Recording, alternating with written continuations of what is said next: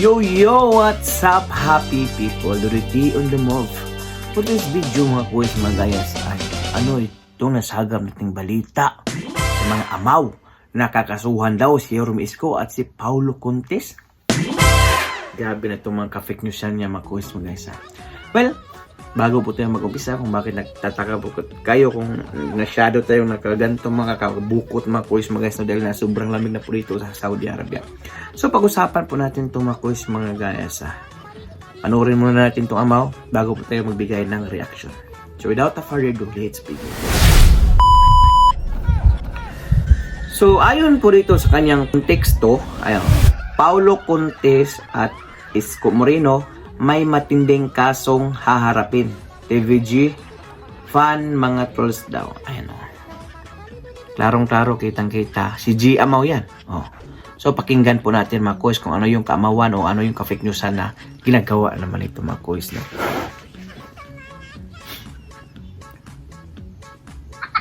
Tingnan natin yung mismong post. Kung ano pa yung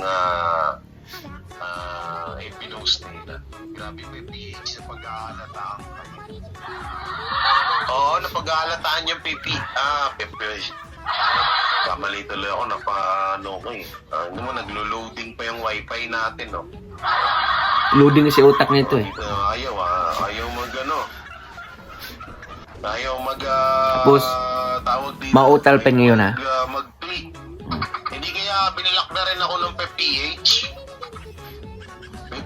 Pwede na, bubulol na naman ako. Pipip na. Ang galing. PH, yan, ito na, oh. Oh, ano? Sige na natin yung ano nila, ha? Oh. Sino ba nagsabi kasi? Mm.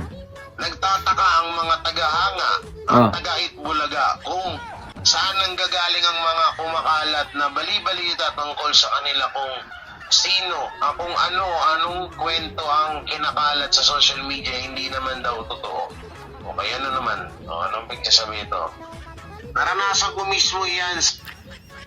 Disclaimer mga kuys mga guys ha. Yung caption niya ditong Paulo Contes at Isko Moreno. Pansinin nyo basta pansinin nyo lang ha. Kung gaano ito ka-fake news tong taong to. Radyo program namin. Sino nagkwento nito? Reddit Bulaga Warren.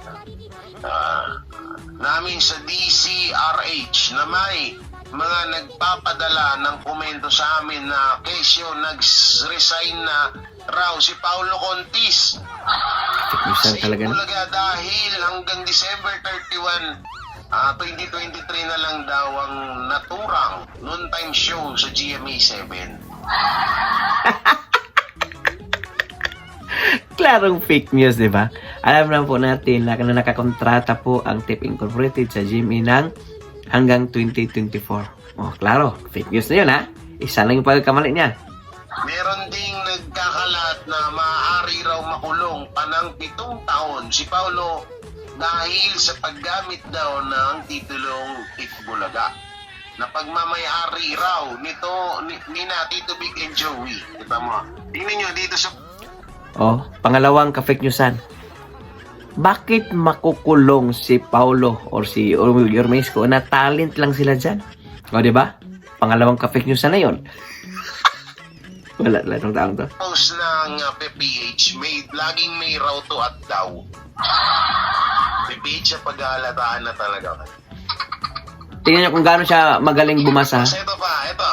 I-clear ho natin to, no? Tingnan natin kung paano siya. Sa kaso na pwedeng makasuhan si Paulo Contes. Una-una kasi, hindi para sa akin parang malabong, hindi ko siya kinakampihan si Paulo, wala akong pakialam doon. No, kung isipin nyo kasi, hindi pa pwedeng makasuhan si Paulo kasi una-una talent po siya. Oh, yan sinasabi ko. Para hindi naman kasi tayo... Ano tong caption mo? Paulo Contes at Isko Moreno may matinding kasong haharapin. Oh, ano yan? Clickbait?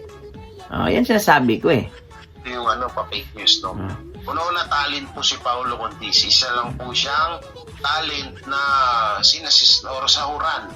No? At yung binabasa niya at yung mga pag-promote niya ng yung pagsisigaw niya or pagsasabi niya na Itbulaga.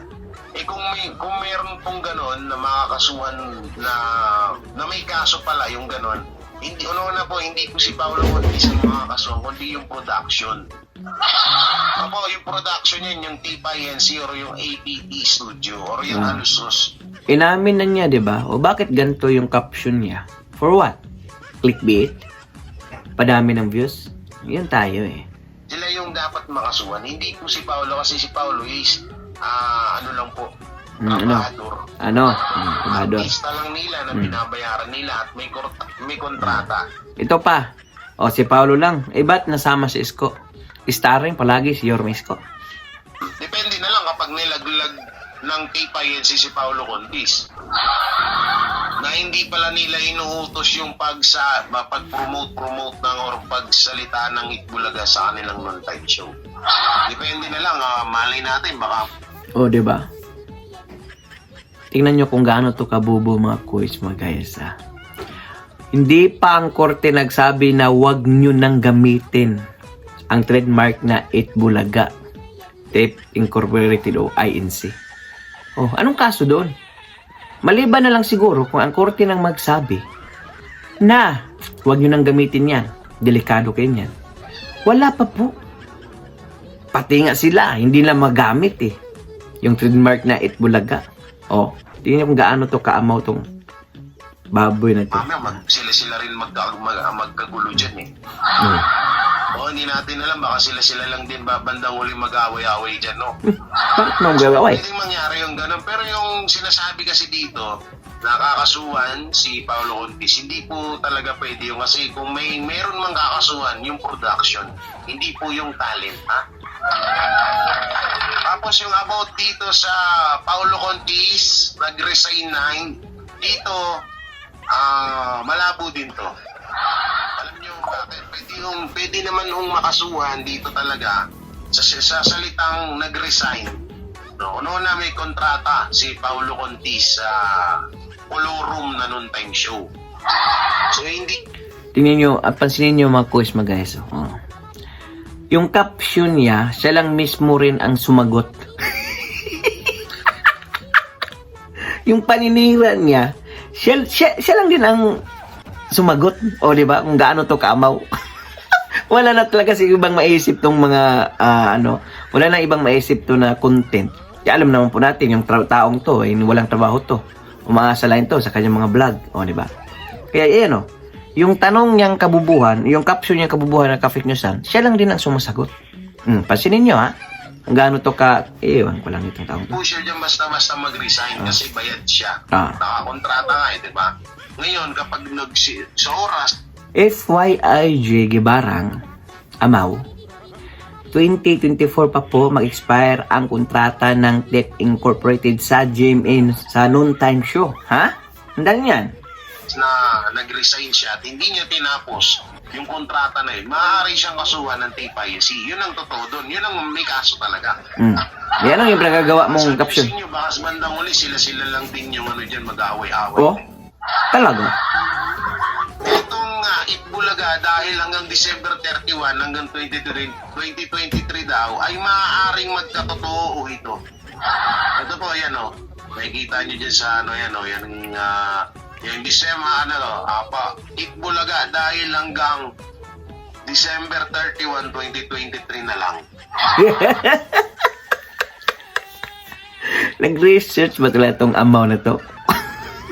Grabe, walang utak na to. Utak talangka to, no? FYIG, 2024 pa, mag-expired ang kontrata ng Tape Incorporated sa GMA, ha? Yan, pwede pang mangyari yan at pwede rin maging legit yan. Pero yung about po dun sa nag-resign si Paolo Contis, una-una hindi po yun magre-resign dahil siyempre sayang yung pera dyan. Trabaho nila yan, magkano yung kontrata nila dyan ha? Hindi magre-resign. Tsaka kapag sa oras na mag-resign siya, pwede siyang kasuhan ng tape kasi hindi pa nga tapos yung kontrata nila, okay? Okay, tuloy natin pagbabasa, Ang isa pang pinagtatawanan na lang nila ay ano ba ito nagbabasa to? Parang grade 1 o elementary college? Bonggang Bongga. Ano to? Sinang halusos si Grabe to magbasa tong taong to, no? Yung parang bang college labor o elementary college, o di ba? Ang isa pang pinagtawanan mo lang nila ay sinabon daw ang magbuga-bunga ng mga halusos. Paulo. Ano ba yung PPH? Pati ba naman yung paglalagay ng mali-mali, nabubulol na kayo. Ano po, bulol ikaw yun? Hindi natin pagbabasa. Siya yung nabubulol, nagkamali, tapos sisihin yung page na nag-post. Ang isa pang pinagtatawanan na lang nila ay sinabon daw ng mga halusos. Dapat ganun ng mga halusos. Kaya sinabon ng bonggang-bongga ng mga halusos. Ano? Oh, hindi ako nagkamali. Naka-screen recorder yan, ha? Minsan ayusin mo. Dito, yan ang hirap sa inyo pag nagsisinungaling kayo. Kung gaano to kaamaw. Ang mga ganitong fake news lang pinag-usapan ang pagkansela sa TINC ng Trademark Night Bulaga. Okay? Wala. Tigilan na natin yung ka-fake news ni Gino. Yun mga quiz guys, pinapaliwanag ko lang po na yung mga caption niya, yung mga content niya ay wala talagang kabuluhan mga quiz guys, no? But cause puro ka-fake newsan, clickbait, misleading. Ayan po. Yan po sila. Yan ang dapat pang kasuhan. O, diba? O, dinamay pa si Yorme Isko. Kakasuhan ng matinding kaso daw. Putik na yan. Matinding kaso. Ang sarap pagmurapi ay tapi ay talagang taong to mga quiz guys. No? Wala. Nga talaga itong mga followers nito, mga subscribers nito na naniniwala. No? Naniniwala nito. Yun yung mga 31 budol din. No? At dahil lumabot ka sa dulo ng ating video, may karapatan ka pong mag-follow, like, and shares, and subscribes. Merry Christmas and Happy New Year. Shout out po, mega love shout out po sa inyong lahat mga quiz mo guys. Alam nyo na po kung sino po kayo.